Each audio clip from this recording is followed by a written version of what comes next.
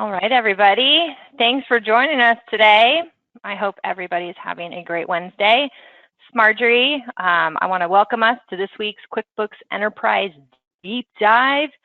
We're going to be going over the state of e-commerce, specifically being joined today by Webgility.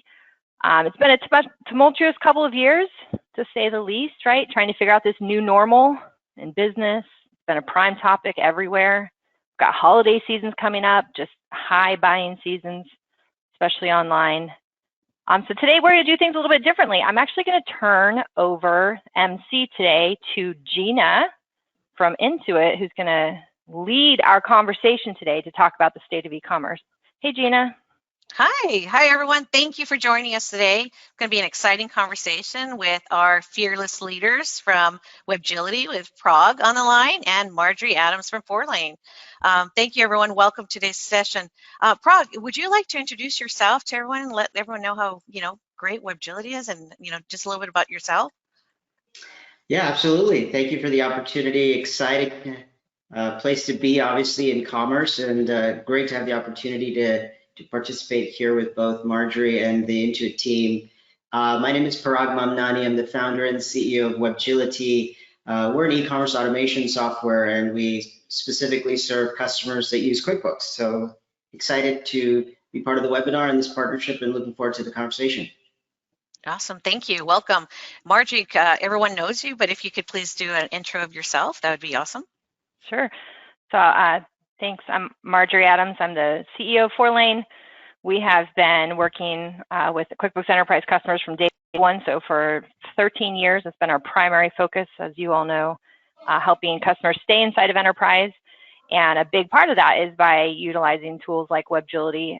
Webgility is the go-to tool for us for anybody who's using e-commerce. So I am thrilled to have both Gina and Parag today to join us and talk about all this fun. Awesome, thank you. And as Marjorie mentioned, I will be your MC today. My name is Gina Avila. I work at Intuit. I've been with Intuit for about 20 years, and I am a senior manager in the QuickBooks Solution Provider Program. So with that, let's get started, guys. I know there's a lot of great questions that we want to get answered and learn some interesting information today. So Parag, I'm going to start with you today.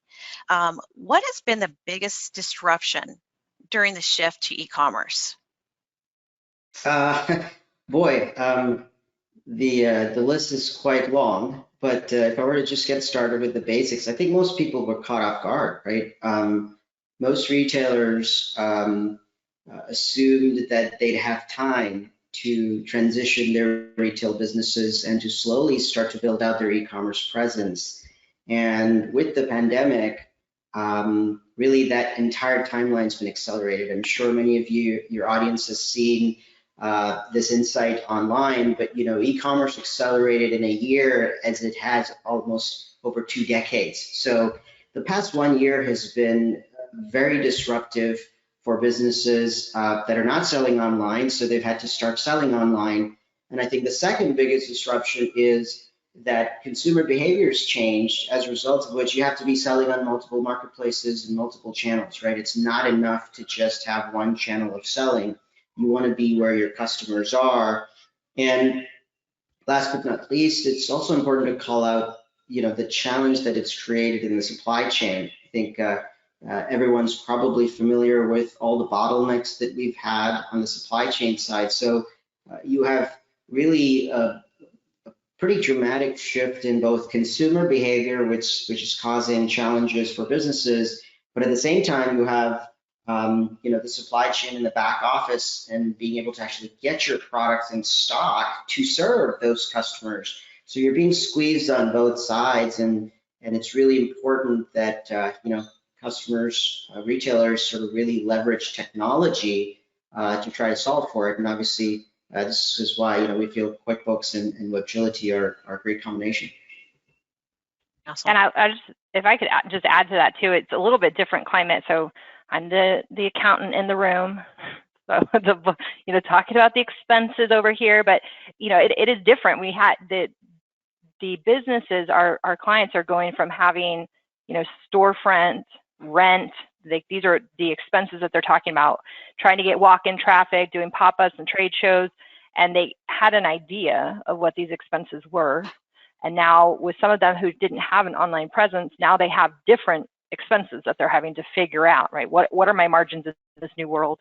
And so it's crucial to have these connected systems in order to be able to kind of track that, right? And understand, hopefully even better, right? Hopefully we're getting even better. But it's, I've written down that, you know, before, now we've got website architects that we're talking to instead of like construction managers in the store, right? So it's like different people that we're working with in different costs.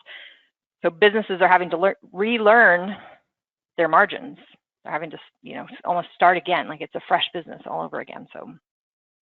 No, absolutely right. I mean, we've seen a tremendous difference in, you know, not just in the customer behavior, but also how we go to market and how we get in front of customers. So it has totally shifted from what we've known in the past.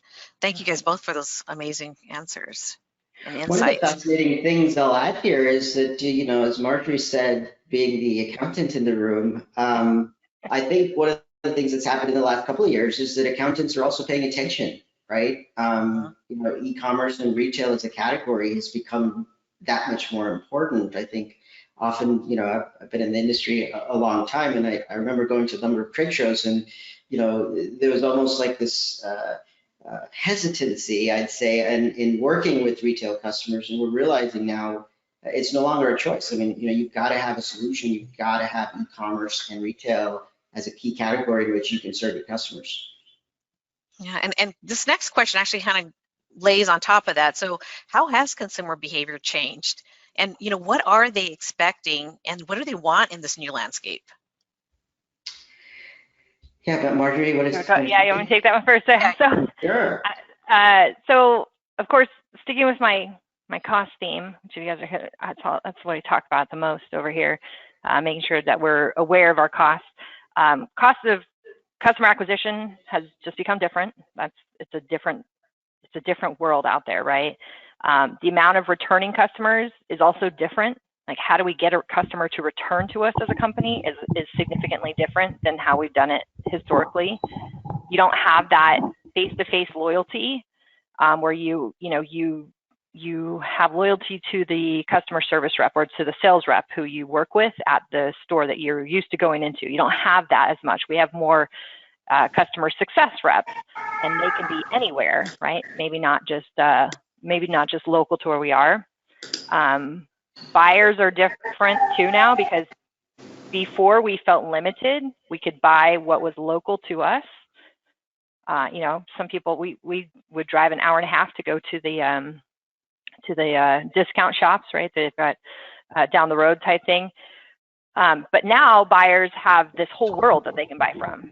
And so when you're trying to get somebody to, you know, some things that stores would rely on is like impulse buys. If they walk in the store for the first time, what can we get them to purchase? It's not as easy as before. Before you could walk in, pick out a sweater and swipe your card and walk away, right? I've got this impulse buy, and it takes a lot more to get somebody to do that, to make that purchase when you're in a web store environment.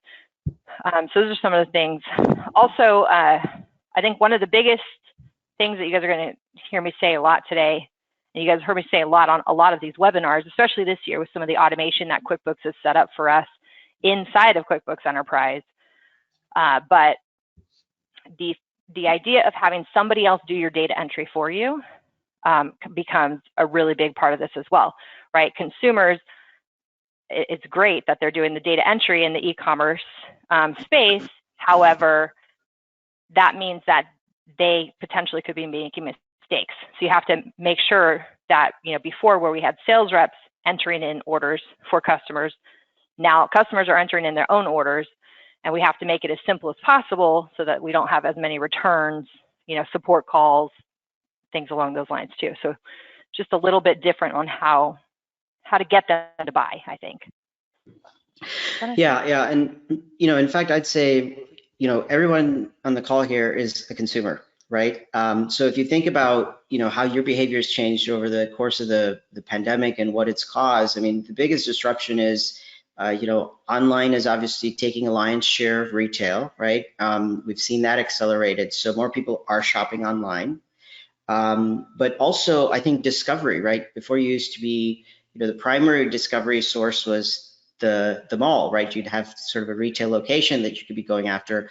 But now primary discovery is happening online, right? So whether it be through searches happening on Amazon, I think, I don't know if your audience is aware, but Amazon is now the search engine for commerce, right? And so if you're not on Amazon, your products are not getting found. The second search engine is Google, but more than half of Google searches happen by hitting directly through the address bar. You don't actually even see the search results on Google, right? And so it's all about being present where your customers are looking. And based on that behavior, and also certainly there's been a move towards social. We have all these other social channels through which products are being discovered. So as a retailer, the consumer is now looking for your products in a lot of different places. So you have to be everywhere, right? And you can't be everywhere without technology. And certainly as an accountant, as a solutions provider and an advisor to your customers, to help your customers thrive and be part of this growth and not be left behind, it's important you sort of embrace that consumer behavior change and really support them to help them get online and be available through all these channels. Mm-hmm. No, absolutely true. I mean, if you think about just how much, and you both have described how much the landscape has changed as far as where people go to now research, find, and buy, it's absolutely a 360 as far as like what we saw in the past. I mean, things have really changed as far as where our consumers are looking, for the information and where to get the best, options available, which is online. Mm-hmm. And I think too that one of the things that makes it, I think about this all the time. Amazon is I'd say Jeff is my best friend. They live at our house basically outside, and so the ease of checkout is a huge part of this as well, right? And making sure that people can have that, if they don't have to think about it, they don't have to go grab their credit card, they don't have to do all those things. Like they can just log in, click buy now. It takes 4 clicks to buy something on Amazon right now. As easy as possible, as simple as possible. That's what we're headed for. Yep. Yeah, I just add, when you talk about that convenience, it's the consumer's convenience is being able to check out quickly. That creates immense pressure on, I think, our customers, right? On the retailers and the businesses that are serving them, because the expectations on the other side are that, hey, I clicked and was able to do this click and get the product in 2 seconds. How quickly are you going to send it to me, right? So the expectations are, I need overnight delivery. I need to have it in my hand while I'm sitting on my couch, right? So it's like consumer behavior has dramatically shifted, and pace and just their discovery process has obviously evolved quite a bit. So on that note, Parag, this next question that I have for you, if you could start us off with, can you explain some of the key components of an omni-channel commerce business? Because I think that's where we're going into now. Yeah, absolutely. I guess what's really important is to define what's omni-channel commerce. And I know it's sort of a buzzword and everybody talks about multi-channel, omni-channel, but it's really about being where your customers are, right? Your customers are expecting your products to be, your business, your products to be available wherever they're looking. So whether it's in a brick and mortar location, which is now, you have a lot of restrictions and shift towards online, but even online, you have all of these channels. So whether it's, selling on a marketplace like Amazon, Etsy, Walmart, or it's selling off of your own website, whether you have a Shopify store, a BigCommerce store, whatever the platform of choice be, but whatever your .com website is, and also other channels through which all of those products may be getting visibility, like social media, and even, not a lot of purchases are starting from folks promoting them on YouTube, right? So you have all of these different channels, and the very concept of omni-channel is, how can you as a retailer provide a seamless experience no matter where the customer's looking? And it's oftentimes in an omni-channel experience that the consumer may look for you in one place but shop from you in another.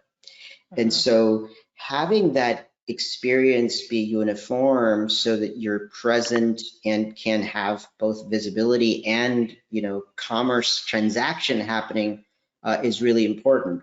So what does that all mean for the retailer? Well, you know, first and foremost, it starts with, how do I get all of my products in availability across all channels, right? So, you know, obviously we're Webgility, a shameless plug here, but really it's all about getting your product listings up to your various channels. And that's what Webgility does, right? It unlocks the power of your catalog that's sitting inside QuickBooks and helps you take all of that inventory, take all of those products and data and list them across your different e-commerce channels. So you want to make sure you're present.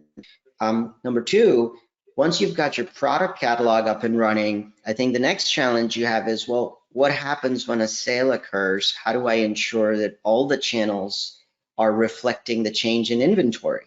And so that's another capability that we power, is make sure that when an automated sale occurs, your inventory is updated across your different channels.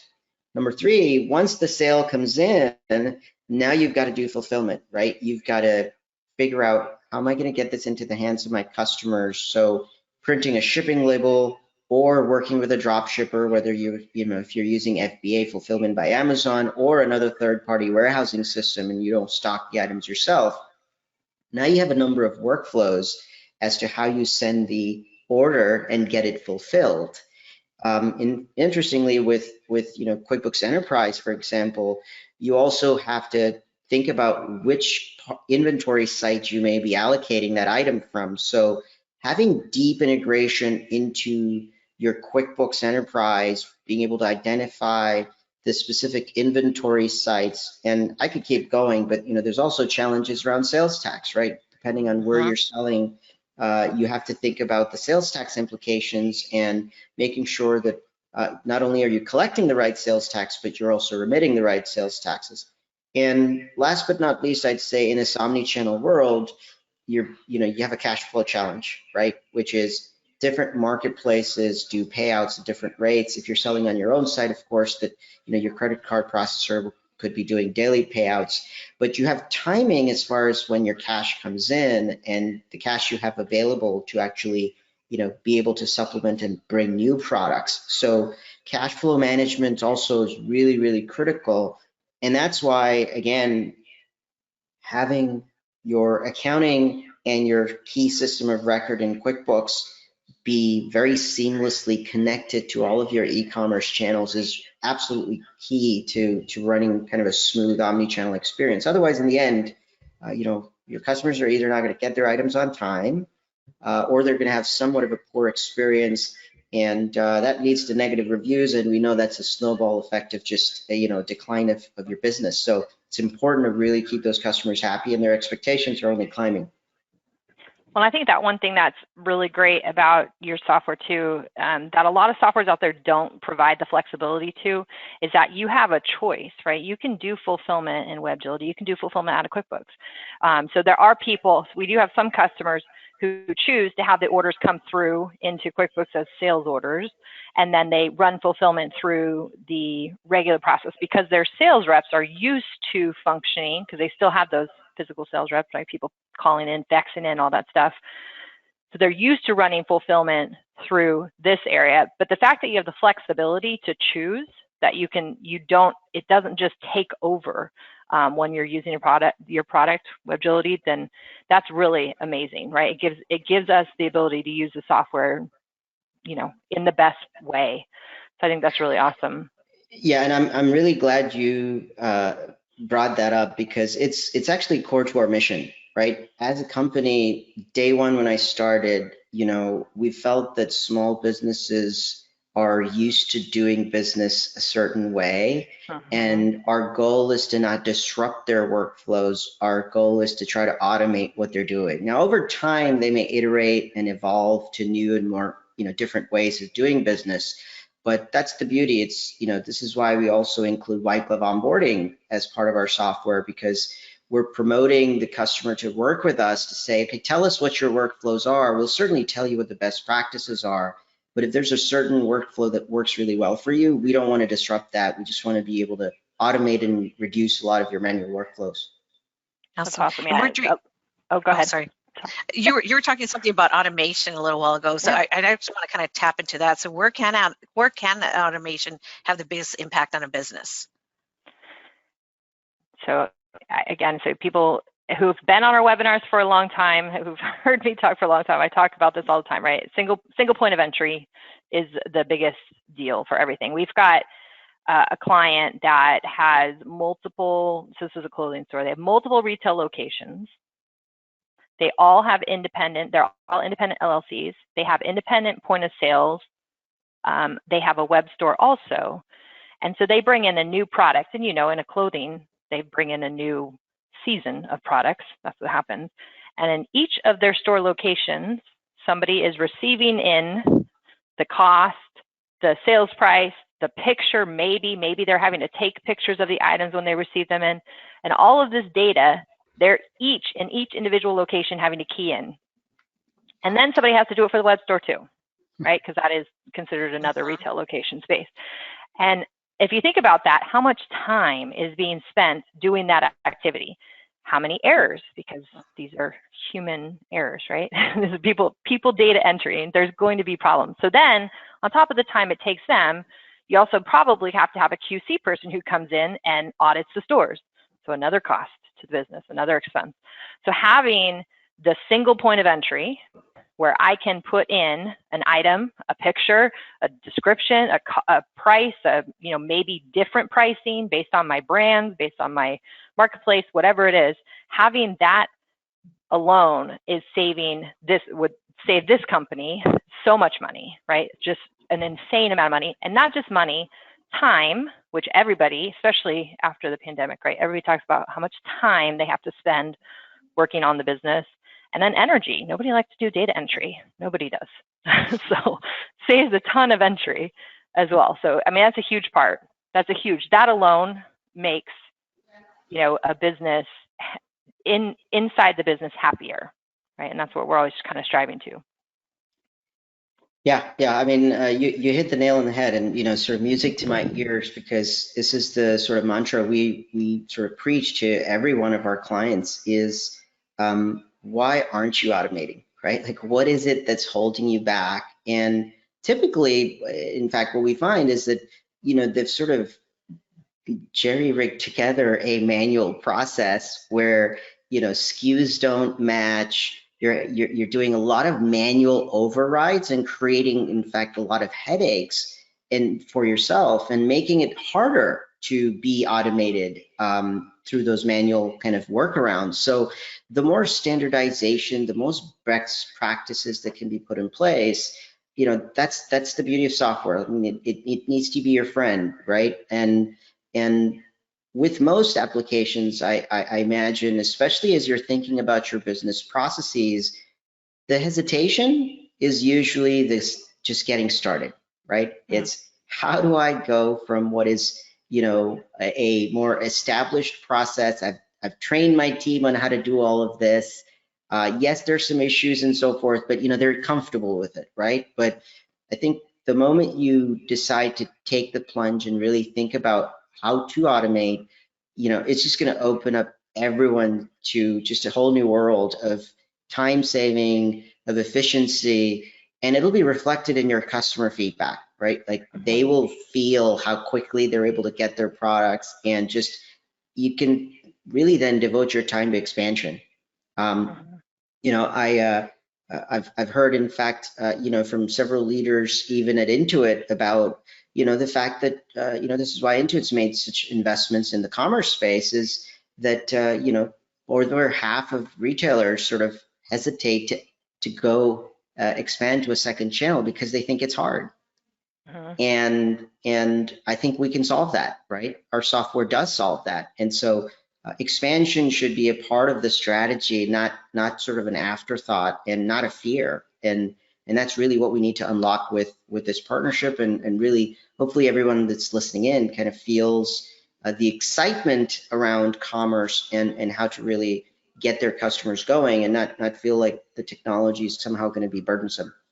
And that's what I love about, from a QuickBooks perspective, if we look at the integration that QuickBooks offers from a payroll payments perspective, and now even the integration that we have within Webgility, right, to help that end-to-end flow of a customer's needs just be, as we said, automated within the process, and making it a win-win from a customer back perspective, but also from, a business owner, and making it easy for them to do business. And I think Absolutely. one of the things too that a lot of our customers get this idea, and I know as everybody in our audience knows, we also work in products outside of QuickBooks and ERP products. And the thing is that when you go even outside of the QuickBooks space, you're still going to have web stores, right? You're still going to have Amazon. You're still going to have Magento. You're still going to have BigCommerce. You're still going to have these outside web stores because they do what they do well. And you're still going to need a connector piece to talk it to the accounting software.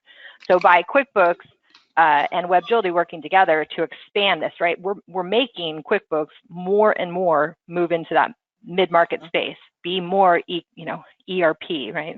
Nobody really knows what that term means hardly anymore, but. Yeah, Totally. and you hit the nail on the head in terms of capability, right? The biggest confusion I see in the marketplace is that everyone claims to do everything, right? You go to an e-commerce platform and they advertise that, hey, just stay here and you'll be able to do everything. Well, that's not true, right?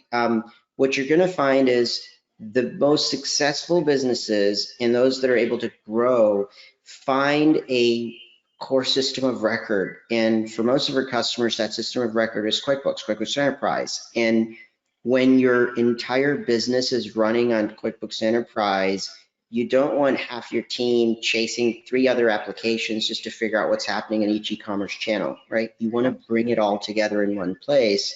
And part of our way of sort of being seamless and fitting in is we're not just the dashboard from where you run your commerce, we fit seamlessly to send the data to QuickBooks. So the rest of your staff, everyone that's inside finance, your business owner, everyone is aware of what's happened, right? And you're not waiting on a report to figure out what your cash flow is for the day. It's happening in real time and it's being pushed into your QuickBooks and you know what's going on. Well, off of that, go ahead, Marjorie. Data to make decisions, right? That's what we talk about. You have data to make decisions. That's what you need to be able to do. And on that note, I would love for us to know, like, what is the data or metrics that commerce businesses should track? So in your experience, Parag, if you could start us off on this one, what are some of those metrics? Yeah, I think right at the top, I think the most important thing is to think about what percentage of your revenue is coming from online, right? If you're an online only seller, obviously 100%, but most of our retailers, if you're omnichannel, retail is still likely a significant portion of your business and you're starting to see that revenue shift. So first and foremost, you need to understand your revenue and the sources of your revenue across different channels. Which channels are making me money, right? And what sort of volume am I seeing from those channels? Number 2, you want to know who those customers are. So figuring out which channel is contributing which type of customer and understanding who your repeat and your loyal customers are. Those are other, that's another key factor. I think the third critical metric is all around inventory, right? So what sort of stock levels do you need to keep in order to maintain a certain velocity across the different channels that you're selling on? So across revenue, customers, and inventory, that usually serves as your pretty critical piece of KPIs. Now, the last, but I say the most important piece is profitability, right? So how do you know your profitability? You need to know your expenses. And it's important to track what your fulfillment costs are. It's important to track what your payment fees are. It's important to track all the fees from your marketplaces. As I say this, I know I'm making it sound complicated, but that's exactly the way, that's exactly the complication that Webgility solves, is all of the expenses that you incur, the revenue, the customers, the inventory data. We bring all of those key metrics in and we supercharge QuickBooks, right? Because all of the data is now at a channel level available in QuickBooks and through various analytics pieces that we make available with Webgility, both within our application and also available in the cloud and mobile, is you have access to key insights around profitability for your business. So, put it all together, As a business owner, you certainly need a whole set of business KPIs to help you drive decisions, like Marjorie said. And from an accounting perspective, being able to really keep track of those expenses, being able to provide insights on cash flow, your sales tax liabilities, all of those components are really, really crucial to not only kind of doing the books right for the customer, for your clients, but also giving them all the insights they need so that, every month is a growth month and not, a down month. Like it. And I'm just going to interject, Gina, because I know I was the timekeeper, but we are already at time. I can't believe it went so fast. We said this. We had so how many questions do you think we can actually get through? This is awesome. We're going to have to do this again sometime for sure. But I just wanted to remind everybody for next week, we do have, so I have a couple of Webgility slides up here, but we do have, next week we're going to be talking about inventory during holiday week, so I apologize, but we're talking about debits and credits of inventory, so what Parag was just talking about there, right? So important to make sure that we're maintaining those, understanding the accounting of inventory. Nobody likes to touch it, but we are going to be making it simple next week, so please join us next week as well. I'm going to go ahead and open up for a couple of questions, but I wanted to thank you both, Gina and Parag, for joining us today. Thank you. It's fun. Thank you. Yeah, great call. I just love it so much. So we did have a couple questions. If I can just do it real quick. We have, we use Magento to manage products across our website, Amazon and eBay. Then they flow into T-Hub. Would T-Hub replace, or would Webgility replace T-Hub? Is that how that would work? Yes. Yes. Yeah. Yes. And similar, I know a lot of people out there, we've seen Intuit has, I don't even know the name of it right now, what is Intuit Commerce, which is an online option for the QuickBooks Online customers of ours. We still recommend Webgility, sorry Intuit, I know y'all are on the call too, but especially for our enterprise customers, our customer base is in enterprise, and this is going to be a better fulfillment for you, right? Also too, one of the things, the difference is that when you use QuickBooks Commerce, they take over your inventory. And in Webgility, we do not take over inventory, right? You can have inventory in QuickBooks and maintain it in Webgility, which is super nice. We were talking about the workflows earlier. The other one, let's see here. They have a question around dead stock. I don't know what that means, Mike. So if you want to clarify a little bit on what that means, we can take that question as well. But if you want to go ahead and put that clarification in there, or Mike, we'll reach out to you after this call as well to make sure that we can help you out with what you're trying to get to. Sometimes, I'm guessing this is going to be a QuickBooks Advanced Reporting, a Q-bar report to help you see shelf life and what is not moving. I'm guessing that's what you're talking about. All right, guys. Yeah, oh, go ahead. I'll quickly interject, just in terms of that question around dead stock and across your catalog in general. I think that's one of the, again, outside the scope of today's discussion, but certainly this is why multiple channels matter, right? We see all our successful e-commerce merchants employ creative strategies to sell different items on different channels, and you can easily manage that through the Webgility interface. And by being creative with that, you can figure out ways to take those products that are not moving and put them in other marketplaces and try to get that visibility and get them moving. So yeah, again, having a presence across multiple channels is absolutely key. I like it. I like it a lot. Thank you guys both, and we'll see you guys next week, okay? Bye. Thank you, everyone. Thanks a lot. Thanks for hosting. See you. Bye-bye.